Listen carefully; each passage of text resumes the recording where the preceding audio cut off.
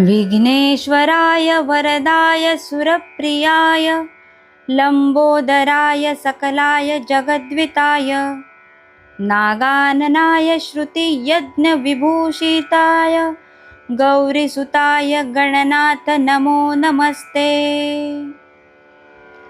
भक्तार्तिनाशनपराय गणेश्वराय सर्वेश्वराय शुभदाय सुरेश्वराय विद्याधराय विकटाय च वामनाय भक्तप्रसन्नवरदाय नमो नमस्ते।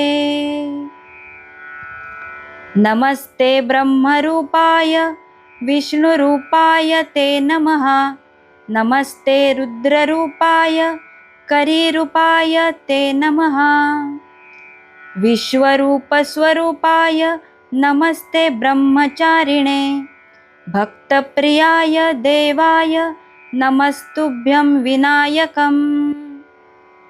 त्वा विघ्नशत्रुदलनेति च सुन्दरेति भक्तिप्रदेति सुखदेति फलप्रदेति विद्याप्रदेत्य घरहरेति च ये स्तुवन्नि तेभ्यो गणेश वरदो भव नित्यमेव।